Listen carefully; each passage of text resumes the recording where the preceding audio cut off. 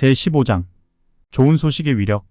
그리스도인의 자유의 뿌리를 발견하게 되는 곳은 다름 아닌 성경에 명시된 좋은 소식에 있다. 그 좋은 소식을 선포하는 것이 바로 자유를 위한 외침이다. 만일 그것이 다른 엉뚱한 곳으로 끌려간다면 그것은 좋은 소식이 아닐 것이다. 그것이 안내하는 곳으로 인해 영광스러운 좋은 소식인 것이다. 그것은 시작부터 큰 기쁨의 좋은 소식이며 그 좋은 소식을 사람들과 공유하는 것보다 더 훌륭한 봉사가 있을 수 없다. 그것은 그들에게 두려움, 죄의식, 불안으로부터의 자유를 크게 가져다 줄 수 있고 증가되는 확신과 희망, 그리고 정신과 마음의 평화로 그것들을 대체할 수 있다. 그러나 이를 위해 좋은 소식이 불순물이 섞인 인간적 조작이 첨가된 형태로 제시될 수는 없다. 대부분의 증인들에게 워치타워 조직이 하나님께서 그의 도구로 승인한 유일한 실체라는 가장 강력한 증거 중 하나는 이 조직이 지구상에서 왕국의 좋은 소식을 알리고 종말을 앞둔 모든 나라에 대해 예고된 증언을 성취하는 유일한 조직이라는 믿음이다. 증인들은 그 일을 분담하지 않으면 죽는 사람에 대해 유혈죄를 지게 될 책임이 있다는 말을 듣게 된다. 생사의 결말을 가져오는 이 모든 증거를 하며 표시를 하고 분리하는 사업은 1914년에 이미 생존했던 세대의 생애 동안 온전히 성취될 것으로 예정되었다. 증인들은 이것이 모두 실현되고 있다는 증거로 여러 나라의 수치적 성장에 대해 끊임없는 보고를 받았으며 그 조직이 다른 모든 종교와 분리되어 오로지 혼자 힘으로 이 중요한 지구상의 과제를 달성했다는 것이다. 이 조직의 자기 이미지의 예는 이사야의 60장의 예언을 다루는 1985년 3월 1일로 파수돼 땅의 암흑 가운데서 빛을 비춤이라는 제목의 기사에서 찾아볼 수 있다. 이 예언의 제8절부터 제11절까지를 논하면서 그것은 1919년 이후로부터 오는 빛의 비춤을 적용하고 기름 부음받은 증인들의 수가 줄어들 것을 언급한 다음 이렇게 말한다. 우리는 근년에 들어 여호와께서 워치타워 지부시설들을 확장하는 일을 매우 놀랍게 돌보아 오신 것을 기뻐합니다. 오늘날 이러한 지부들은 엄청난 무리의 비둘기들을 도울 태세를 갖춘 것입니다. 그러므로 우리 모두 수백만 명의 더 많은 사람들에게 왕국의 좋은 소식의 빛을 발하는 일에 참여하도록 합시다. 보금자리로 향하는 비둘기들 모두에게 여호와의 조직의 보호의 벽 안에 있는 구원의 길을 지적해주고 그 조직의 문에서 그분께 대한 찬양을 증가시키도록 합시다. 여호와의 증인은 세계 여러 나라에서 괄목할 만한 성장을 누렸고 어떤 지역은 다른 나라들보다 훨씬 더 크고 더 빠른 성장을 이룩했다. 살펴본 바와 같이 그러한 확장이 크게 증가되고 있다는 사실이 하나님의 축복에 대한 납득할 만한 증거로 강조된다. 하지만 종교의 수적 성장이 하나님에 의해 특별히 선택된 종교임을 알리는 확실한 지침이나 지표로 작용된 적이 있는가? 제7일 안식일 재림교회나 모르몬 교회 워치타워 조직과 같이 19세기에 미국에서 탄생한 종교들 같은 다른 종교들은 결코 지적되지 않는다. 그들도 여호와의 증인들의 성장률과 거의 같은 성장률을 기록하였다. 만약 수적 성장이 하나님의 승인과 축복을 결정하는 기준이었다면 수세기 동안, 특히 4세기 이후 로마 가톨릭 신앙의 거대한 전 세계적인 성장은 그 카톨릭 교회가 거룩한 축복을 누렸다는 것을 증명하는 것임에 분명하다. 그러나 워치타워 조직이 자신의 주장을 검증하는 데 사용하는 기준은 다른 종교에는 적용하지 않는다. 사실 오늘날 여호와의 증인들은 기껏해야 지상 인구의 약 12 정도를 만나고 있다고 말할 만하다. 특정 국가에서는 방문 범위가 집중되어 있어서 서방국, 유럽 및 어떤 국가의 일부 지역에서는 증인들이 몇 주마다 한 번씩 자주 같은 집을 방문한다. 그러나 워치타워 조직이 탄생한 미국을 포함한 그러한 나라들에서도 사실은 문전에서의 대화는 짧고 보통은 꽤 일상적이며 거의 항상 협회 간행물 제공에 초점을 맞춘다. 대다수의 사람들은 이 조직이 무엇을 가르치고 무엇을 알리는지에 대해 그저 막연하게 생각할 뿐이다. 그런 나라들에서 만일 무작위로 사람들을 추출하여 여호와의 증인에 대해 무엇을 알고 있는지 물어보면 그들이 증인을 기본적으로 좋은 사람으로 볼지 몰라도 그들 대부분은 증인들의 종교에 대해 알고 있는 유일한 것은 그들이 집집마다 간행물을 가지고 전하러 다니며 다른 교파들과 마찰을 빚으며 아마도 증인들이 수혈을 허용하지 않고 투표도 하지 않는다는 등의 이와 비슷한 부정적인 입장을 취한다. 1세기의 사도시대가 일단 끝나고 마침내 1870년대 말에 워치타워 조직이 등장할 때까지 그 사이에 17세기 동안 좋은 소식의 전파가 거의 이루어지지 않았다고 주장하는 것은 마태 28장 18절에서 20까지 하신 예수의 말씀을 상당히 공허하게 보이게 하는 것이다. 제자를 삼아라는 그의 말씀에 대한 추종자들에게 하신 확고한 보증으로 나는 세상 제도의 종결까지 모든 날 동안 여러분과 함께 있습니다. 라는 말씀을 하셨다. 증거 활동의 양과 범위는 두고라도 그 증거 활동의 질은 또 어떠한가? 단지 도표의 수치만으로는 이것을 알 수는 없다. 대충 훑어봐도 문제점을 분명히 알 수 있다.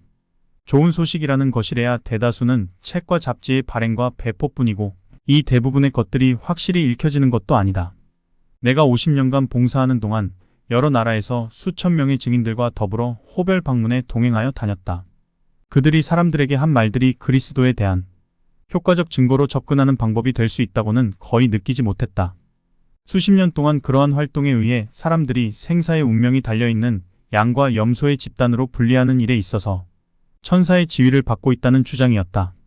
정의로운 하나님께서 내가 들은 적이 있는 어떤 호별 방문에서 제시된 것들을 수락 또는 거절을 토대로 한 인간의 구원에 대한 가치 판단을 내릴 것으로 믿지 않는다.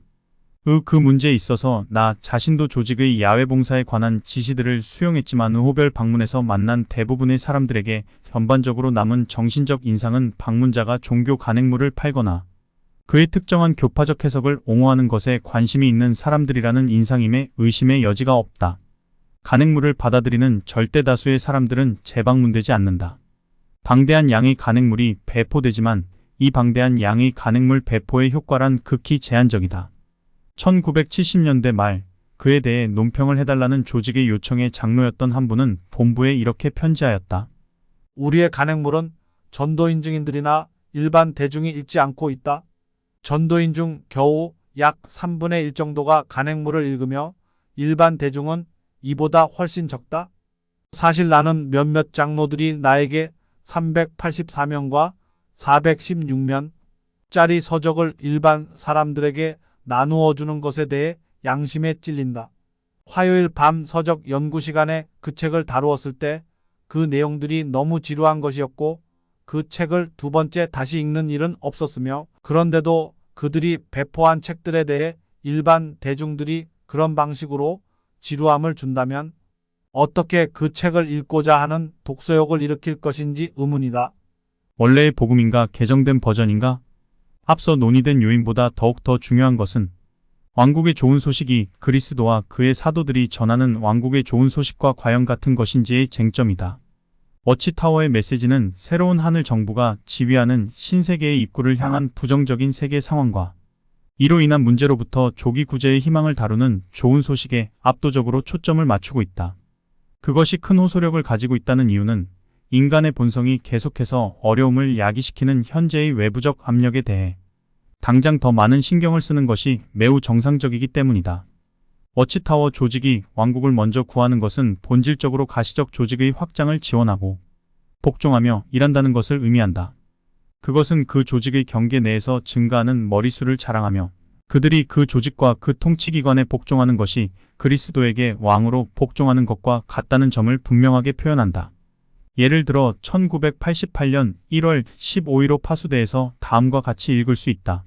16, 17면 오 여호와여, 당신은 이 나라를 크게 하셨습니다. 이 나라를 크게 하시고 스스로를 영광스럽게 하셨습니다. 당신은 이 땅의 모든 경계를 멀리까지 넓히셨습니다. 라고 즐거운 마음으로 외칩니다. 전 세계 약 210대 나라와 지역에서 여호와께서는 양 같은 사람들이 자신의 영적 나라에서 더욱 더 늘어나게 하고 계십니다. 새로 연합하는 수십만 명의 사람들이 침례를 받고 있습니다. 파이오니아 신기록에 달하는 달들에는 50만 명 이상의 특별, 정규 및 보조 파이오니아들이 봉사합니다. 왕국회관과 대회회관이 더 많이 건축되고 있습니다. 워치타워 지부들이 베델 숙소와 공장을 확장하고 있으며 인쇄시설들을 늘리고 있습니다. 성장의 성장을 거듭하고 있습니다. 이러한 확장이 있게 된 것은 평화의 군왕이 지상에서의 하나님의 백성의 일을 감독하고 계시기 때문입니다.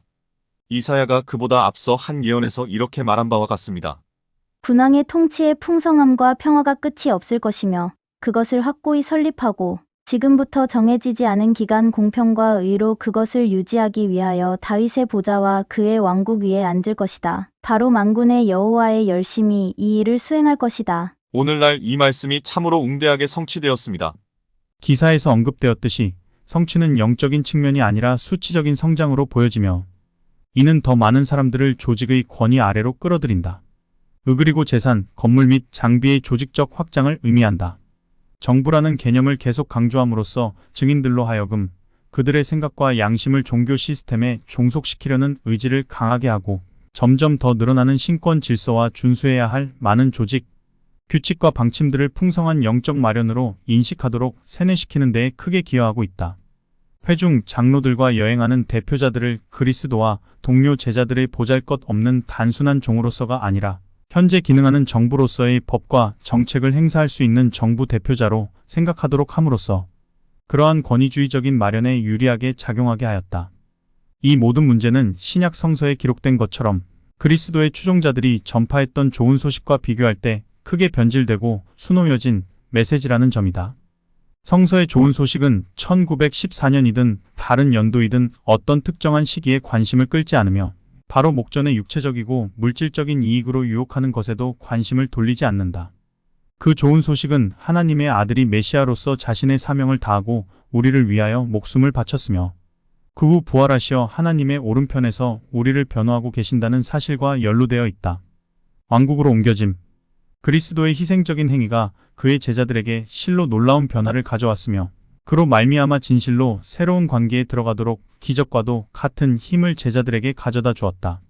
하나님의 종들이 그리스도의 왕국으로 옮겨지는 것은 결코 조직의 소속이나 1914년 연대와는 관련이 없다. 그것은 1세기까지 거슬러 올라가며 그리스도는 자신의 희생을 통해 구속의 마련을 제공한다. 성경은 그의 제자들이 어둠의 권세로부터 옮겨지게 되어 그의 사랑하는 아들의 왕국으로 옮겨졌다는 것을 알려준다.